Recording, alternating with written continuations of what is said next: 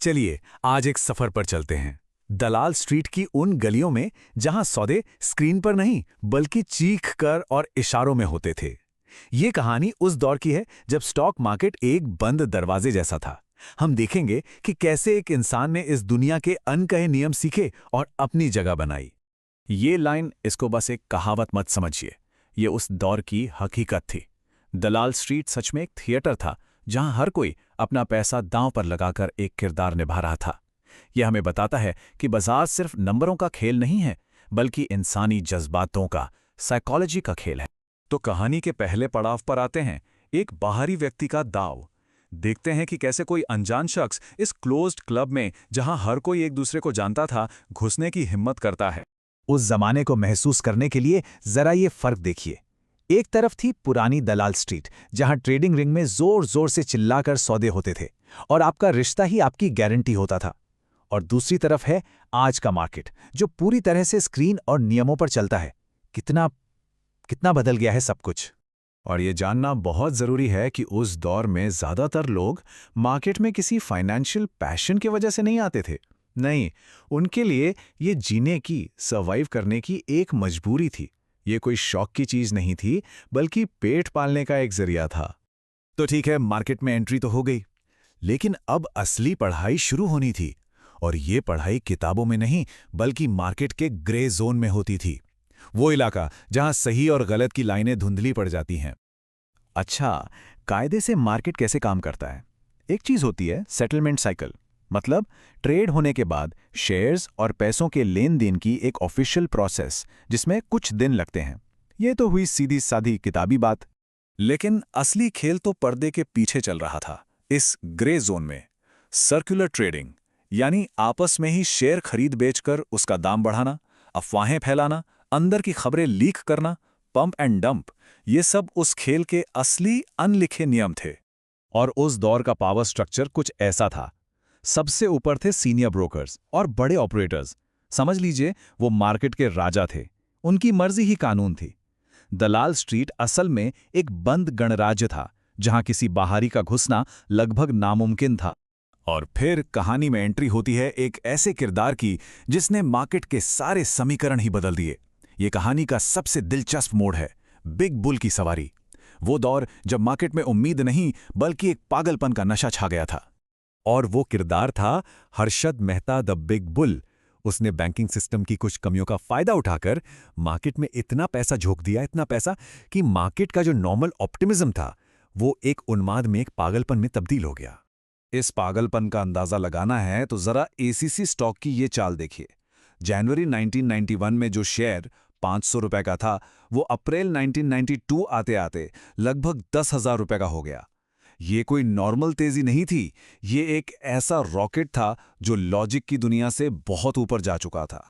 1900%। ये नंबर अपने आप में उस उन्माद की पूरी कहानी कहता है। ये दिखाता है कि जब मार्केट में लिक्विडिटी का, यानी कि कैश का सैलाब आता है, तो सारे फंडामेंटल्स धरे के धरे रह जाते हैं। लेकिन हर पार्टी कभी ना कभी तो खत्म होती ही है, और जो रॉकेट ऊपर जाता है वो नीचे भी आता है। अब कहानी का चौथा पड़ाव, उसके बाद जिंदा रहना। क्योंकि जब उन्माद का नशा उतरता है, तब असली सबक सीखने को मिलते हैं। ये स्लाइड उस मानसिक बदलाव को दिखाती है जो एक क्रैश के बाद आता है। तेजी के दौर में हर कोई भेड़चाल चलता है, हर कोई खुद को जीनियस समझने लगता है। लेकिन मंदी के बाद वही इंसान रिस्क मैनेजमेंट पर फोकस करता है और हर चीज पर शक करना सीख जाता है। जो लीवरेज पहले एक हथियार लगता था, अब वही एक खतरा नजर आता है। और यहीं से सबसे बड़ा सबक निकल कर आता है। मार्केट सही या गलत का मैदान नहीं है, ये तो रिस्क और उसके नतीजे का खेल है।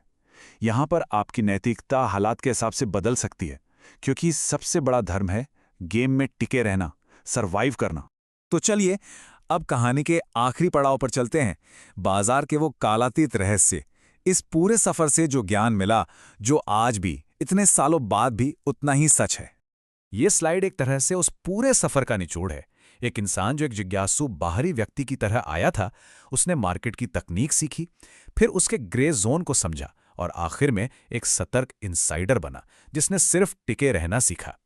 और इस पूरी कहानी से 3 सच सामने आते हैं जो कभी नहीं बदलते। पहला, मार्केट कोई मशीन नहीं, इंसानों का सिस्टम है जो डर और लालच से चलता है। दूसरा, शॉर्ट टर्म में पैसा ही राजा है, लिक्विडिटी ही मार्केट की दिशा तय करती है। और तीसरा, इंफॉर्मेशन, वो कभी भी सबके लिए बराबर नहीं होती। और अगर इस पूरी दास्तान से सिर्फ एक बात याद रखनी हो तो वो ये है, बाजारों में जीनियस होने से ज्यादा जरूरी है जिंदा रहना। आपकी होशियारी किसी काम की नहीं अगर आप अगला दांव खेलने के लिए मैदान में ही मौजूद ना हो। हम आज की चर्चा को इसी सवाल के साथ खत्म करते हैं।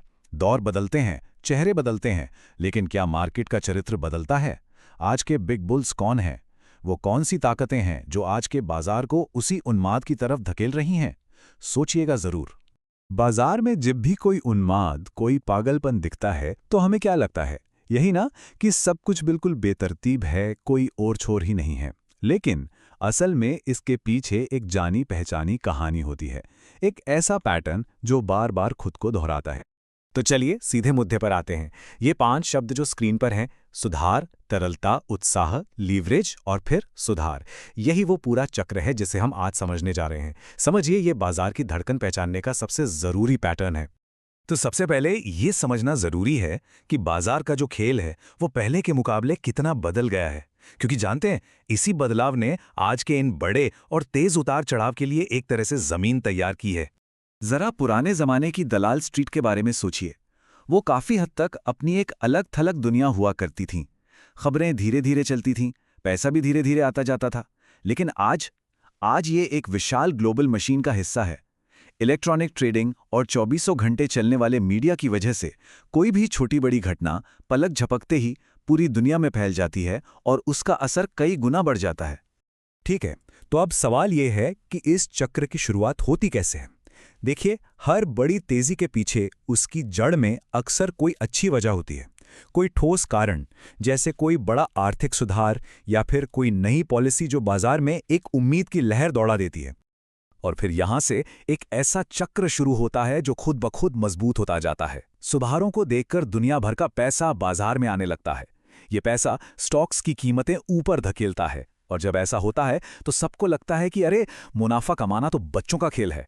और बस यही आसान मुनाफा लोगों के आत्मविश्वास को 7वें आसमान पर पहुंचा देता है। और जानते हैं, यही इस पूरे खेल का सबसे बड़ा साइकोलॉजिकल टर्निंग पॉइंट है। जब हर कोई पैसा बना रहा होता है तो सावधानी बरतने की बात कौन करता है? लोग भूल जाते हैं। एक ऐसा माहौल बन जाता है कि भाई अब तो कुछ भी गलत हो ही नहीं सकता। लेकिन सोचिए, जब ये आत्मविश्वास तर्क और समझदारी से भी आगे निकल जाए तब क्या होता है? यहीं से कहानी एक बहुत खतरनाक मोड़ लेती है। समझदारी से किया गया निवेश पीछे छूट जाता है और उसकी जगह ले लेता है सट्टेबाजी का एक उन्माद, जिसे हवा देते हैं बेहिसाब उत्साह और उधार का पैसा। तो सवाल यह है कि कोई कैसे पहचाने कि बाजार अब खतरनाक स्तर पर पहुंच चुका है? इसके कुछ बहुत साफ संकेत होते हैं, जैसे जब कंपनियां और निवेशक दोनों ही हद से ज्यादा उधार लेने लगते हैं, जब कंपनियों के मालिक यानी प्रोमोटर्स खुद अपनी ही कंपनी के शेयर गिरवी रखकर पैसा उठाना शुरू कर दें, और सबसे बड़ा संकेत, जब लोग प्रॉफिट और सेल्स जैसे आंकड़ों को भूलकर अरे इस बार सब कुछ अलग है जैसी कहानियों पर आंख बंद करके यकीन करने लगें। उन सभी संकेतों में एक चीज है जो सबसे ज्यादा खतरनाक है, वो है लीवरेज, यानी उधार का पैसा। इसे आप रॉकेट के ईंधन की तरह समझिए। ये आपको चांद तक तो पहुंचा सकता है, लेकिन ये बहुत विस्फोटक भी होता है। यही वो ताकत है जो किसी भी बुलबुले को आसमान की ऊंचाइयों तक ले जाती है, और यही वो ताकत है जो एक भयानक गिरावट की गारंटी भी देती है। और यहीं पर यह बात याद रखनी चाहिए कि नए योग और इस बार सब अलग है वाली कहानी का अंत हमेशा होता है। क्योंकि कहानी चाहे कितनी भी अच्छी क्यों ना लगे, फाइनेंशियल मार्केट्स में गुरुत्वाकर्षण का नियम, मतलब हर चीज का अपनी असल कीमत पर वापस आने का नियम हमेशा लागू होता है, हमेशा। तो जब ये पार्टी खत्म होती है तो क्या होता है?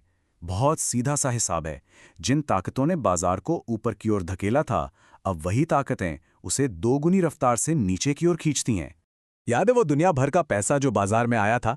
वो जितनी तेजी से आता है वो उतनी ही तेजी से वापस भी जा सकता है। और जैसे ही विदेशी निवेशक अपना पैसा निकालना शुरू करते हैं, बाजार में खरीदार ढूंढने से भी नहीं मिलते। बचता है तो सिर्फ बिकवाली का भारी दबाव, और यहीं से गिरावट का असली खेल शुरू होता है। और यहीं पर एक चीज है मार्जिन कॉल, जो एक छोटी मोटी गिरावट को सुनामी में बदल देती है। इसे ऐसे समझिए, किसी ने उधार के पैसे से शेयर खरीदे हैं और बाजार गिरने लगता है। अब उसका ब्रोकर फोन करके कहता है कि भाई और पैसे जमा करो वरना नुकसान बढ़ जाएगा, और अगर वो इंसान पैसे नहीं दे पाता तो ब्रोकर उसके शेयर जबरदस्ती बाजार में बेच देता है। इससे बाजार और तेजी से गिरता है और फिर किसी और की मार्जिन कॉल आ जाती है। ये एक डोमिनो इफेक्ट की तरह काम करता है। ये पूरी कहानी दरअसल एक इमोशनल सफर की है। देखिए, शुरुआत में होता है लालच, फिर जब गिरावट शुरू होती है तो आता है इनकार, मतलब मानने को ही तैयार नहीं कि बाजार गिर सकता है, और आखिर में डर और घबराहट में सब कुछ बेचकर निकलने की होड़। ये एक बहुत ही तेज और दर्दनाक मनोवैज्ञानिक बदलाव होता है। तो अब हम आते हैं सबसे बड़े सवाल पर। अगर ये पैटर्न इतना जाना पहचाना है, सबको पता है, तो फिर इतिहास बार बार खुद को दोहराता क्यों है? ऐसा क्यों होता है? इसका जवाब बहुत सीधा है। देखिए, टेक्नोलॉजी बदल जाती है, बाजार बदल जाते हैं, हमारे पास पहले से कहीं ज़्यादा तेज़ कंप्यूटर और नए नए फाइनेंशियल इंस्ट्रूमेंट्स आ जाते हैं। लेकिन एक चीज़ है जो नहीं बदलती, और वो है इंसान का मनोविज्ञान। लालच और डर की जो भावनाएं हैं वो हज़ारों साल से वैसी ही हैं, और यही भावनाएं इस बात की गारंटी हैं कि ये चक्कर कभी ख़त्म नहीं होगा। एक और बहुत अहम सबक ये है कि आज की इस पूरी तरह से जुड़ी हुई दुनिया में इस बात से ज़्यादा फर्क नहीं पड़ता कि किसी एक देश के बाजार के फंडामेंटल्स कितने मजबूत हैं। जब कोई वैश्विक संकट आता है, जब दुनिया भर में घबराहट फैलती है, तो ये सारी बातें बेमानी हो जाती हैं। तब कोई भी सुरक्षित नहीं रहता। तो इस पूरी बातचीत से सीखने वाली मुख्य बातें क्या हैं? पहली, हमेशा पैसे के बहाव पर नज़र रखनी चाहिए, यानी लिक्विडिटी पर। दूसरी, जब बाजार में तर्क से ज़्यादा कहानियां हावी होने लगें तो समझ जाइए कि सावधान होने का वक्त आ गया है। और शायद सबसे ज़रूरी बात, जब सब कुछ बहुत अच्छा लग रहा हो, जब तेज़ी का माहौल हो, तब भी विनम्रता बनाए रखना बहुत ज़रूरी है। तो हम आपको इसी एक सवाल के साथ छोड़े जाते हैं। अगली बार जब बाजार में कोई बड़ा उछाल आएगा तो उसकी कहानी बिल्कुल नहीं होगी, कंपनियां नहीं होंगी, वजहें भी शायद नहीं होंगी, लेकिन क्या उस उछाल को चलाने वाला इंसानी व्यवहार, वो लालच और डर का मनोविज्ञान, क्या वो सच में अलग होगा? नमस्ते। शेयर बाजार का गिरना देखने में तो बड़ा अचानक और उथल-पुथल वाला लगता है ना? लेकिन क्या हो अगर हम कहें कि इस पूरी अफरा-तफरी के पीछे भी एक सोचा-समझा पैटर्न होता है? जी हाँ, तो चलिए आज इसी पैटर्न को समझने की कोशिश करते हैं, और इसके लिए हम इंडियन मार्केट को एक केस स्टडी की तरह देखेंगे। तो आज का हमारा सफर इन 5 हिस्सों में बटा होगा। सबसे पहले हम देखेंगे कि ये मेल्टडाउन का पैटर्न आखिर है क्या। फिर हम एक क्रैश की चीर-फाड़ करके उसकी एनाटॉमी को समझेंगे। इसके बाद बात होगी बाजार के पागलपन, धोखाधड़ी और नाकामी की। फिर हम भारत के सबसे बड़े कॉर्पोरेट फ्रॉड सत्यम केस को देखेंगे, और आखिर में इस पूरी तबाही से हम क्या सबक सीख सकते हैं, इस पर बात करेंगे। तो चलिए शुरू करते हैं पहले हिस्से से, मेल्टडाउन पैटर्न। सवाल यह है कि दलाल स्ट्रीट पर बार बार इतिहास खुद को दोहराता क्यों है? देखिए, बात सीधी सी है। मार्केट का गिरना कोई रैंडम एक्सीडेंट नहीं होता। ये असल में एक पूरा साइकिल है, एक चक्र जिसे हम और आप यानी इंसानी भावनाएं चलाती हैं। तो सबसे बड़ा सवाल यही खड़ा होता है, क्या स्टॉक मार्केट का क्रैश होना सिर्फ हमारी बुरी किस्मत है, या फिर इसके पीछे कोई ऐसा पैटर्न है जिसे हम समझ सकते हैं, जिसका अंदाजा लगा सकते हैं? चलिए इसी सवाल की तह तक चलते हैं। अब आते हैं दूसरे सेक्शन पर, एक क्रैश की एनाटॉमी। चलिए अब हम एक डॉक्टर की तरह मार्केट के इस बबल को फोड़ कर देखते हैं और उन 5 स्टेजेस को समझते हैं जो हर मार्केट क्रैश की कहानी बयां करती हैं। ये पूरा मामला है ना, एक डोमिनो इफेक्ट जैसा है। एक गिरा तो सब गिरते हैं। सब कुछ शुरू होता है हद से ज्यादा उम्मीदों से, मतलब जब वैल्यूएशन का फंडामेंटल से कोई वास्ता ही नहीं रहता। फिर लोग उधार ले लेकर सट्टा लगाने लगते हैं। इसके बाद जो रूल्स में लूप होल्स होते हैं ना, उनका फायदा उठाया जाता है। और फिर आता है चौथा स्टेज, जब पैसों की कमी होती है और लोग घबराकर सब कुछ बेचने लगते हैं। और आखिर में बस जनता का गुस्सा और इज्जत का फलूदा। और सबसे मजे की बात पता है क्या है? ये सारे के सारे स्टेजेस सीधे सीधे हमारी भावनाओं, हमारे इमोशन से जुड़े हैं। जब मार्केट ऊपर जा रहा होता है तो हम सब सुपर कॉन्फिडेंट हो जाते हैं, रिस्क की कोई परवाह ही नहीं करता। जब खतरे की घंटी बजती है तो हम उसे अनसुना कर देते हैं, और जब क्रैश होता है तो डर और पैनिक में आकर सब कुछ बेच डालते हैं। और फिर रिकवरी के टाइम एक छोटी सी उम्मीद के साथ धीरे धीरे मार्केट में वापस आते हैं। तो अब सवाल ये उठता है कि ये हद से ज्यादा उम्मीदों का जो गुब्बारा है, ये फूलता कैसे है? यहीं से शुरू होता है हमारा तीसरा सेक्शन, उन्माद, धोखाधड़ी और विफलता। अक्सर इसकी शुरुआत होती है आईपीओ के पागलपन से। आईपीओ मतलब फटाफट और सट्टेबाजी से पैसा बनाने का एक आसान जरिया। होता क्या है कि कमजोर फंडामेंटल्स वाली कंपनियां भी पब्लिक हो जाती हैं। प्रमोटर्स और ब्रोकर्स ऐसी ऐसी कहानियां सुनाते हैं कि ग्रोथ तो कभी रुकेगी ही नहीं, और इस तेजी से बनते पैसे के शोर में रिस्क कब बड़ा हो जाता है पता ही नहीं चलता। और इसी माहौल में एक जुमला बहुत चलता है, पक्का रिटर्न मिलेगा।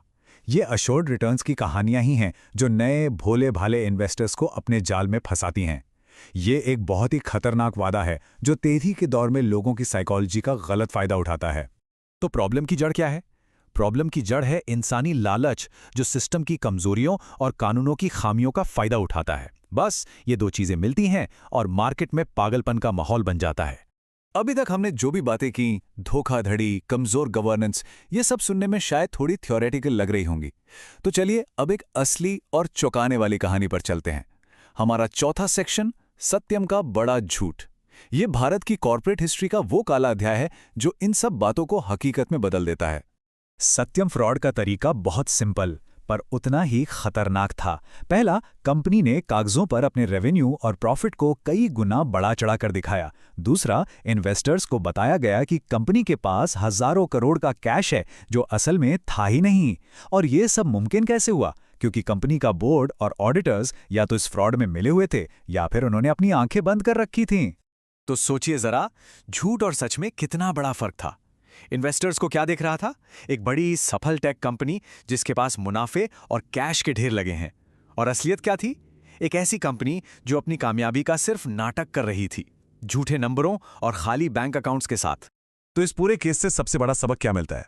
सबक यह है कि कॉर्पोरेट गवर्नेंस यानी किसी कंपनी को चलाने का तरीका उतना ही जरूरी है जितना कि मार्केट के बाकी नियम कानून। किसी कंपनी की असली वैल्यू उसकी ईमानदारी में होती है।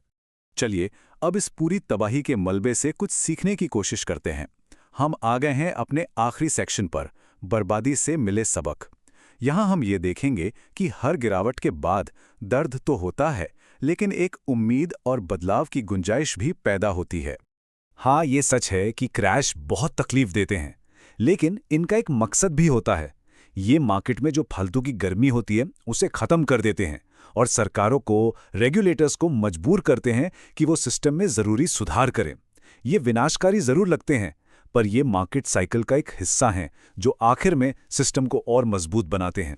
तो इस पूरे दौर से हमारे लिए निवेश के कुछ सुनहरे सबक क्या हैं? पहला, ड्यू डिलिजेंस, यानी अपनी रिसर्च के बिना एक पैसा भी मत लगाओ। दूसरा, डाइवर्सिफिकेशन, यानी अपने सारे अंडे एक टोकरी में मत रखो, ये आपको बड़े झटकों से बचाएगा। तीसरा, पक्के रिटर्न जैसे वादों से हमेशा सावधान रहो। चौथा, किसी भी कंपनी की गवर्नेंस कैसी है ये जरूर देखो। और आखिरी बात, ये याद रखो कि क्रैश तो आएंगे ही, ये साइकिल का हिस्सा है, तो इसके लिए हमेशा तैयार रहो। तो आखिर में बस यही कह सकते हैं कि मार्केट क्रैश हमें सिर्फ पैसों का नुकसान नहीं सिखाते, वो हमें विनम्रता सिखाते हैं, हमें रिस्क के बारे में जागरूक करते हैं और अच्छी गवर्नेंस की अहमियत समझाते हैं। ये सिर्फ एक फाइनेंशियल इवेंट नहीं है, ये इंसान के स्वभाव और उससे सीखने का एक बहुत बड़ा सबक है। दलाल स्ट्रीट नाम तो एक ही है, पर कहानियां अनगिनत हैं। सोचिए, एक ऐसी जगह जो कुछ ही दशकों में मतलब पूरी तरह से बदल गई। एक ऐसा खेल जिसके नियम, खेलने के तरीके और खिलाड़ी सब कुछ वक्त के साथ इवॉल्व हो गया। तो चलिए आज इसी के बदलने की पूरी कहानी समझते हैं। और देखिए, यही एक लाइन, यही इस पूरी कहानी का सार है। मतलब जैसे जैसे सिस्टम को मजबूत करने के लिए नियम बनते गए, बाजार में पैसा बनाने के तरीके भी बदलते चले गए, बल्कि कह सकते हैं कि और भी शातिर हो गए।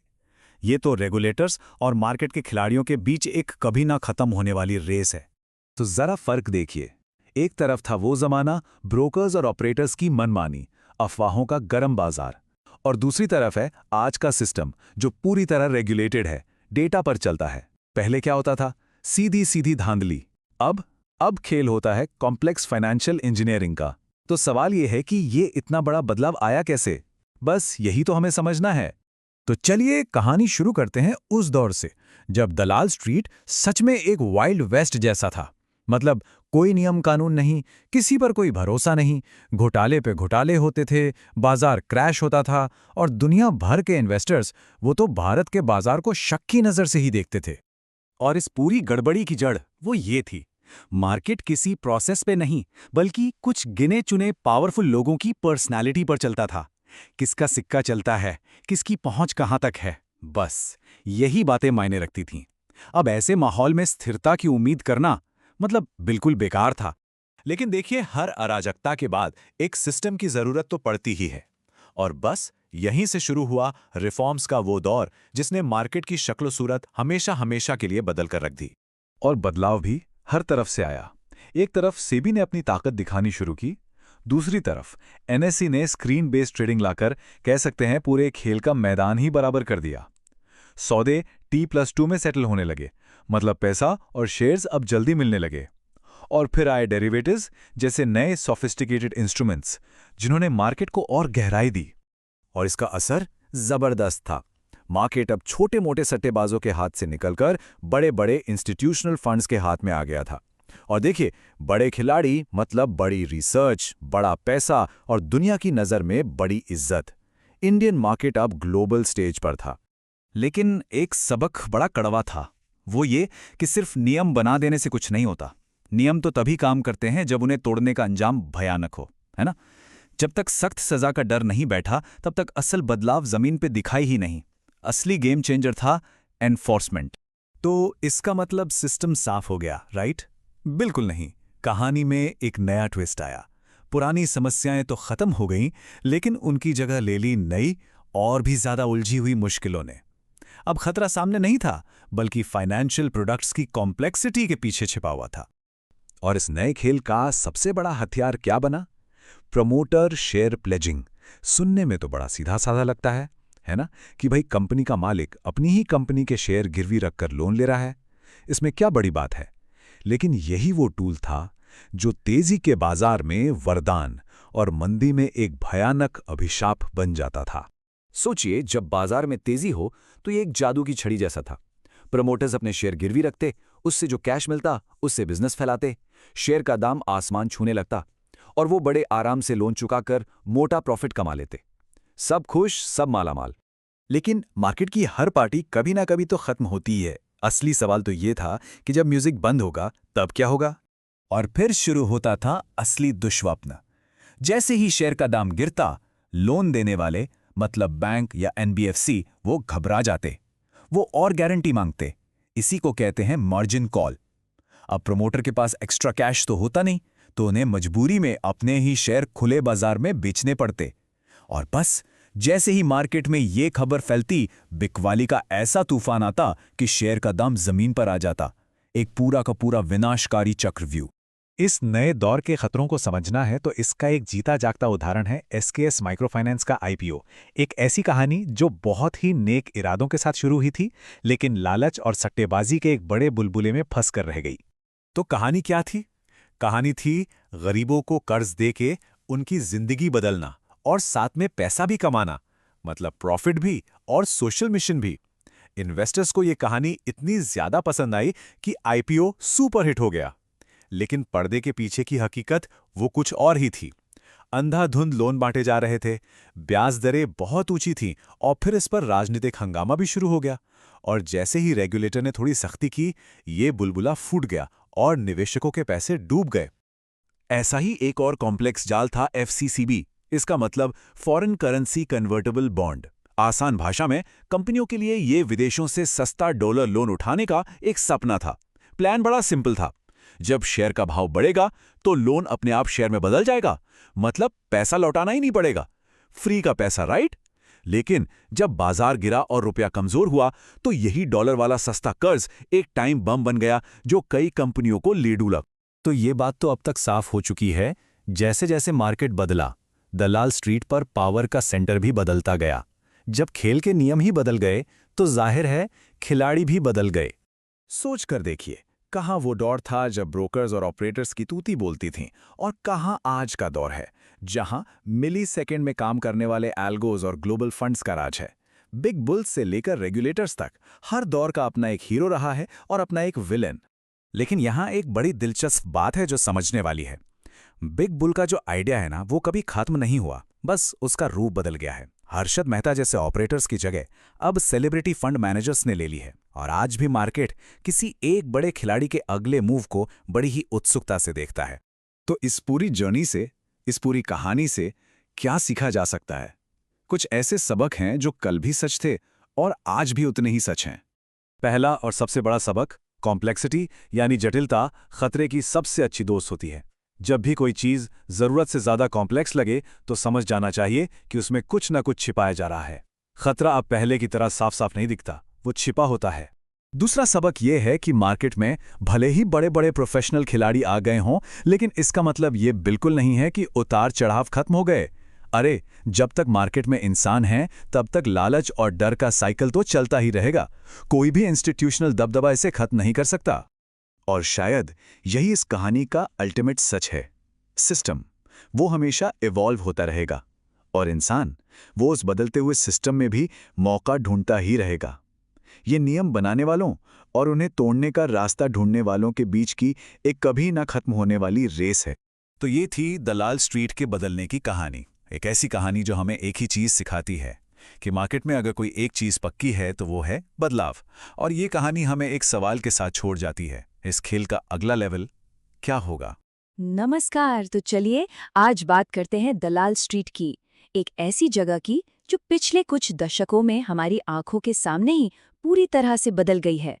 इस दिलचस्प सफर को समझते हैं और देखते हैं कि भारत का स्टॉक मार्केट आज जहां है वहां तक पहुंचा कैसे। ये एक लाइन आज के बाजार को समझने के लिए समझ लीजिए कि चाबी है। हाँ, आज का मार्केट पहले से कहीं ज्यादा मजबूत है, नियमों में बंधा हुआ है, लेकिन इसका मतलब ये नहीं कि ये हर खतरे से सुरक्षित है। जो पुरानी कमजोरियां थीं, वो आज भी कहीं ना कहीं मौजूद हैं। ये बदलाव कितना बड़ा है, इसे समझने के लिए हमें पहले ये देखना होगा कि हम आए कहाँ से हैं। मतलब पहले का बाजार असल में था कैसा। यकीन मानिए वो आज से बिल्कुल अलग दुनिया थी। देखिए, पहले सब कुछ बड़े खिलाड़ियों, उनके रुतबे और बंद कमरों में होने वाली डील्स पर चलता था। लेकिन अब पूरा खेल ही बदल गया है। अब ये नियमों, पारदर्शिता और कायदे कानूनों पर आधारित एक सिस्टम बन चुका है। अब देखिए, ये जो बदलाव था, ये कोई रातों रात अपने आप नहीं हो गया। इसके पीछे एक बहुत बड़ी ताकत थी, एक शक्तिशाली रेगुलेटर जिसने आकर पूरे खेल के नियम ही बदल दिए। हम बात कर रहे हैं सेबी की, यानी securities and exchange board of India की। सेबी को बाजार पर 2400 घंटे नजर रखने के लिए नए और मजबूत अधिकार दिए गए। मकसद साफ था, गलत काम करने वालों को रोकना और छोटे निवेशकों के पैसे को सुरक्षित रखना। और टेक्नोलॉजी ने इसमें बहुत बड़ी भूमिका निभाई। अब हर सौदे का एक डिजिटल निशान रह जाता है, मतलब कुछ भी गड़बड़ करना बहुत बहुत मुश्किल हो गया है। इस डर ने ही बाजार में लोगों के काम करने का तरीका बदल दिया। तो सबसे बड़ी बात क्या निकल कर आई कि अब जवाबदेही सबसे जरूरी हो गई है। बाजार अब सिर्फ पैसा बनाने की मशीन नहीं रह गया, बल्कि ये निवेशकों का भरोसा बनाए रखने की एक जिम्मेदारी बन गया। तो जब भरोसे की ये नई नींव रखी गई, तो बाजार दो तरह से बदलने लगा। पहला कि इसमें कौन लोग पैसा लगा रहे हैं, और दूसरा कि कौन सी चीजें इसे ऊपर नीचे कर रही हैं। टेक्नोलॉजी ने तो जैसे दरवाजे ही खोल दिए। Online trading platform, mutual fund apps और सोशल मीडिया की वजह से लाखों नए छोटे निवेशक बाजार से जुड़ गए। जानकारी और ट्रेडिंग सब कुछ अब उनकी उंगलियों पर है। पर यहीं एक बहुत बड़ा सवाल खड़ा होता है, क्या ज्यादा जानकारी होने का मतलब ये है कि लोग बेहतर फैसले ले रहे हैं? क्योंकि अब सोशल मीडिया पर सुनकर पैसा लगाने जैसे नए खतरे भी तो पैदा हो गए हैं, है ना? और साथ ही साथ एक और बड़ा बदलाव आया, हमारा बाजार अब दुनिया के बाजारों से पूरी तरह जुड़ गया है। मतलब अब अमेरिका या यूरोप में कुछ होता है तो उसका सीधा असर अगले दिन हमारी दलाल स्ट्रीट पर दिखता है। तो ये जो टेक्नोलॉजी और ग्लोबल कनेक्शन का कॉकटेल बना है, इसने एक ऐसे बाजार को जन्म दिया है जिसकी रफ्तार तूफानी है। सब कुछ बहुत तेजी से होता है। और यहाँ मजेदार बात यह है कि आज के जो नए नए टूल्स हैं, जैसे एल्गो ट्रेडिंग, वो बाजार को चढ़ाते भी बहुत तेजी से हैं और जब गिरावट आती है तो उसे और भी तेज कर देते हैं। मतलब रफ्तार दोनों तरफ बढ़ गई है। इसका मतलब ये बिल्कुल नहीं है कि बाजार के जो पुराने तौर तरीके थे वो खत्म हो गए। तेजी और मंदी का चक्र आज भी है, बस अब वो बहुत ज्यादा तेजी से घूमता है। जो चीजें पहले सालों में होती थीं, वो अब कुछ महीनों या हफ्तों में हो जाती हैं। तो फिर इन सारे बदलावों के बाद ऐसे कौन से सबक है जो हर निवेशक को हमेशा याद रखने चाहिए? ऐसी कौन सी सच्चाइयां हैं जो कभी नहीं बदलती? चलिए देखते हैं। पहला सबक ये कि आप कितने भी नियम बना लीजिए, इंसान के अंदर का लालच आप खत्म नहीं कर सकते। और जब तक लालच है, तब तक बाजार में लोग हद से ज्यादा जोखिम लेते रहेंगे। दूसरा सबक, और ये बहुत ज़रूरी है, कि शॉर्ट टर्म में कंपनी कैसी है, इससे ज़्यादा फर्क इस बात से पड़ता है कि बाजार में पैसा आ कितना रहा है। जब पैसा आता है तो बाजार चढ़ता है, जब जाता है तो गिरता है। सीधी सी बात है, लिक्विडिटी ही किंग है। तीसरा, बड़े बड़े स्कैम्स ने हमें एक ही बात सिखाई है, भरोसा सिर्फ उन कंपनियों पर किया जा सकता है जिनकी मैनेजमेंट ईमानदार और पारदर्शी हो। अच्छी कॉर्पोरेट गवर्नेंस के बिना निवेशक का पैसा सुरक्षित नहीं है। चौथा सबक, उधार यानी लेवरेज।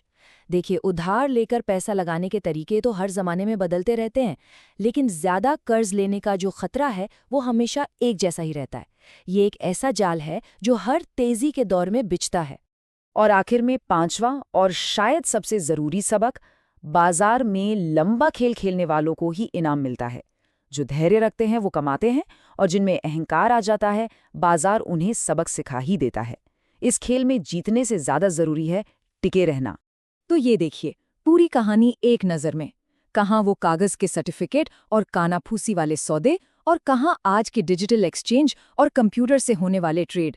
ये सिर्फ एक बदलाव नहीं, ये तो एक पूरा कायापलट है। तो इन सब बदलावों के बाद एक आखिरी और सबसे बड़ा सवाल दिमाग में आता है, इतनी टेक्नोलॉजी, इतने नियमों के बाद भी वो क्या चीज़ है जो आज भी वैसी ही है, जो कभी नहीं बदलती? क्योंकि सच तो ये है कि आप कितनी भी टेक्नोलॉजी ले आइए, कितने भी नियम बना दीजिए, बाजार आखिर में इंसानी भावनाओं का ही आईना है। डर और लालच, यही दो चीज़ें हैं जो आज भी बाजार को चलाती हैं। तेजी आती है, मंदी भी आती है, और निवेशक सीखते हैं, लेकिन अक्सर बहुत धीरे धीरे।